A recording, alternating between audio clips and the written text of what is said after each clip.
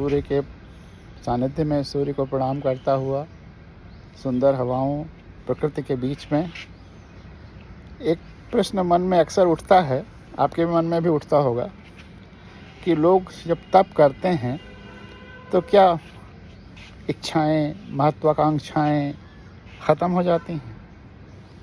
जब लोग इतना तप करते हैं कि ईश्वर को छोड़ करके आना पड़ता है, तो फिर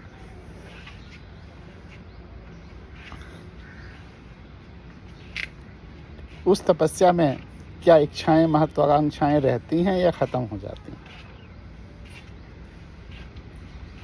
और सभी इस तरह की जो कथानक हैं माइथोलॉजी में, उसमें अंत में ईश्वर आते हैं, प्रकट होते हैं और कहते हैं वत्स वर मांगो। तो तपस्या करने वाले तपस्वी क्या मांगते हैं? कोई कुछ मांगता है, कोई कुछ मांगता है, कोई कुछ मांगता है, और जो सबसे बड़ी मांग मानी जाती है वो ये है कि कोई कोई कहता है कि ईश्वर मैं तुम्हें ही मांगता हूँ। अब यहाँ विचार करने के कुछ बिंदु उठते हैं। ईश्वर तो हर जगह है, कण कण में है। अहम ब्रह्मास्मि, तत्त्वमसि, जो तुम हो वो हम हैं। ये हाथ अगर शरीर से कहे कि मैं तुम्हें मांगता हूँ, तो इसका कोई अर्थ है? हाथ तो हमेशा शरीर पाए हुए है, अंग तो हमेशा शरीर पाए ही हुए है। तो हम देखिए, नीम का पेड़ जो छत पे है कितना ऊंचा है। आप छत के एक फ्लोर की ऊंचाई उस मचबे से देख सकते हैं, और उससे भी दुगने हाइट का ये नीम का पेड़ हो गया है। ये गुलचाइना का पेड़ है।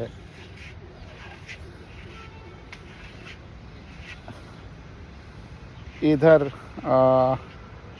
बॉटल ब्रश और हरसिंगार का पेड़ है। तो ये एक सुंदर सा वन उपवन है जहाँ पे ये तपस्या चल रही है, तपस्या की चर्चा भी चल रही है। तो जब ईश्वर को मांगते हैं तो वह तो हमेशा दिए ही हुए हैं ईश्वर, उसको मांगना क्या है? उसको तो जो कबीर कहते हैं साधो सहज समाधि भली, जिधर जिधर देखता हूँ वही ईश्वर ही ईश्वर है, और उसी को देखता हुआ, निहारता हुआ प्रसन्न रहता हूँ। फिर ईश्वर को क्या मांगता? कहीं ना कहीं जो लोग ईश्वर को मांगते हैं वह थोड़े अनभिज्ञ हैं, या पहले उन्हें विश्वास नहीं था कि ईश्वर के हम अंश हैं, अंग हैं, और ईश्वर से ये मांग रहे हैं कि अब मुझे विश्वास हो जाए, अब मुझे अद्वैत का आभास हो जाए, ये मांग रहे हैं। अन्यथा कोई ना कोई इच्छा रह जाती है, महत्वाकांक्षा।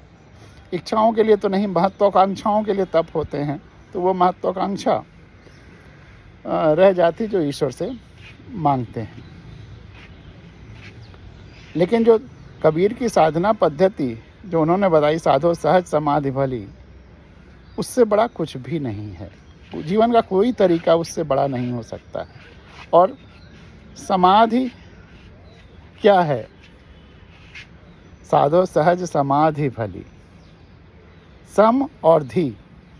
सम संतुलित हो जाए, और धी बुद्धि। बुद्धि संतुलित कब होगी? कल हम गेस्टाल्ट थ्योरी की बात कर रहे थे। गेस्टाल्ट थ्योरी संपूर्णता की बात करते हैं। जब आप संपूर्णता में देखते हैं तो संपूर्ण केवल अपने अवयवों का अंश ही नहीं है, उससे कुछ और है। जैसे ये शरीर है तो सारे अंगों का योग ही नहीं है, कुछ और भी है।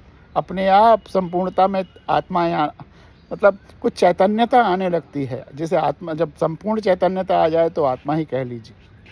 आत्मा और कुछ नहीं, संपूर्णता की उपस्थिति का, संपूर्णता का बोध, संपूर्णता का एहसास, यही आत्मा। तो गेस्टाल्ट थ्योरी भी उधर ही इशारा करती है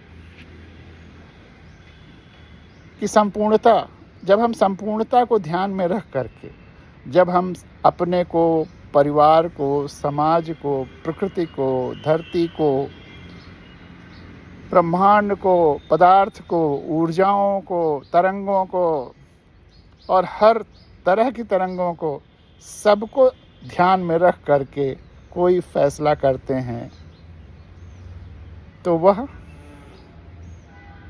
सही फैसला होता है, वह सही निर्णय होता है।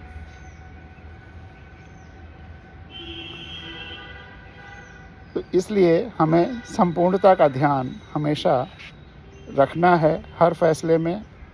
तब हम कभी अत्याचार अन्याय किसी के साथ कर ही नहीं सकते। सबके साथ संवेदनशील होंगे ही होंगे जब संपूर्णता को ध्यान में करेंगे।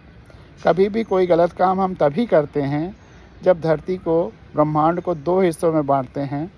एक जिससे हम जुड़े हुए हैं, संवेदनात्मक रूप से जुड़ाव महसूस करते हैं, और दूसरा जिससे जुड़ाव नहीं महसूस करते हैं।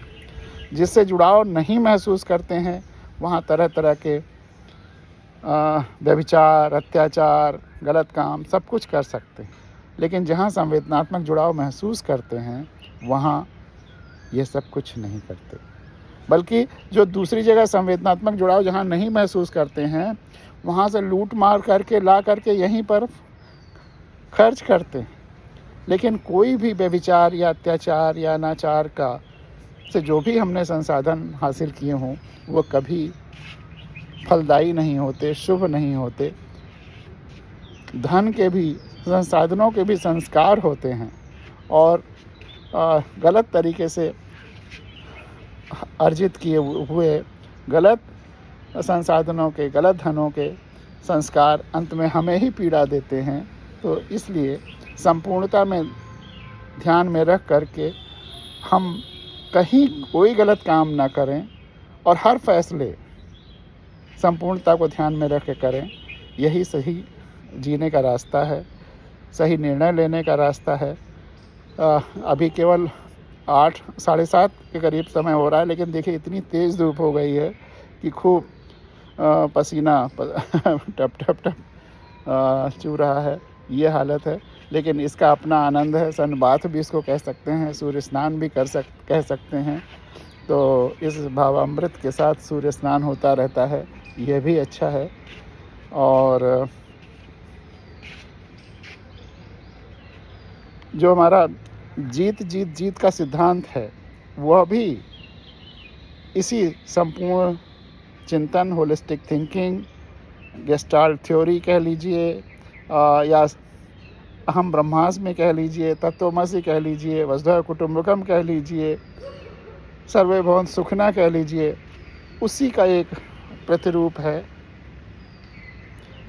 कि जब हम किसी से व्यवहार करें तो पहला विन अपनी जीत सुनिश्चित करें, अपना लाभ सुनिश्चित करें, अपने आसपास का लाभ सुनिश्चित करें। विन दूसरा जिससे हम इंटरेक्शन कर रहे हैं, जो हमारे संपर्क में हैं, उनका लाभ सुनिश्चित करें, उनका हित, उनका कल्याण सुनिश्चित करें। और तीसरा जिसके साथ हम इंटरेक्शन कर रहे हैं, व्यवहार कर रहे हैं, और अपने अलावा इस धरती पर, इस ब्रह्मांड में जो कुछ है उसका भी कल्याण सुनिश्चित करें। जब तीनों का कल्याण हो, सबका कल्याण हो, तो वही कदम सही है। अपने अगर रोज़मर्रा की ज़िंदगी में भी हम इसकी आदत डालें तो आप चमत्कारिक परिणाम देखेंगे। रोज़ आपकी ज़िंदगी में मिरेकल होगा, जादू होगा, आकस्मिक पॉजिटिव घटनाएं होंगी, सकारात्मकता होगी। आप प्रसन्न रहेंगे तो आपका स्वास्थ्य तो अच्छा रहेगा ही, लेकिन तमाम सारी और जिसको आप कभी सोच भी नहीं सकते हैं वह सब घटनाएं होने लगेंगी। और ये भावना अगर पूरी धरती पर हो जाए तो पूरी धरती ही विनाश की तरफ से खुशहाली की तरफ जाने लगेगी। और धरती को बचाने का भी यही एकमात्र रास्ता भी है। इसलिए पूरी धरती के सारे मनुष्यों को उस ओर जाना है। मैं बार बार कहता हूँ, धरती को बुखार है, धरती माँ को 4 डिग्री टेम्परेचर अगर आपका बढ़ जाए तो आपको बुखार है। धरती माँ का टेम्परेचर 4 डिग्री बढ़ गया है, उसको बुखार है। और धरती के नीचे का अंडरग्राउंड वाटर उसका खून है, हमने उसका खून निकाल लिया है, वो डिहाइड्रेटेड है। धरती माँ को बुखार भी है और डिहाइड्रेटेड भी है। उसको बचाने का यही एक रास्ता भी है कि हम अपना हर कदम मनुष्य जिस धरती के सारे संतान जो मनुष्य रूपी संतान हैं, वैसे तो पेड़ पौधे वनस्पतियाँ सभी उसकी संतान हैं, लेकिन हम जो थोड़ा सोचने समझने वाले संतान हैं, अब तक हमने जो भी गलतियाँ गुनाह किए हैं, अब आगे से हर काम ऐसा करेंगे, हर काम करने के पहले हमेशा धरती माँ को भी, प्रकृति को भी, समाज को भी, परिवार को भी, अपने को सबका ध्यान रखेंगे। तो आज के भावामृत भाग 3 यहाँ पर विराम लेता है। आपको आज के दिन की ढेर सारी शुभकामनाएं, मंगल कामनाएं। कल फिर मिलेंगे। भावामृत रोज़ चलेगी, लेकिन बस यही 5-10 मिनट की। और आपकी बहुत अच्छी प्रतिक्रियाएं भी आ रही हैं, खूब लोग देख भी रहे हैं। ये केवल यूट्यूब पर ही रहता है, ये फेसबुक पे नहीं रहता है, क्योंकि ये तो चलते चलते कर रहे हैं। उसके लिए तमाम सारे कैमरे सेट करके बैठना पड़ता है, और यहाँ इसी आनंद के साथ चल रहा है। बहुत बहुत धन्यवाद। आपका दिन शुभ हो। धन्यवाद।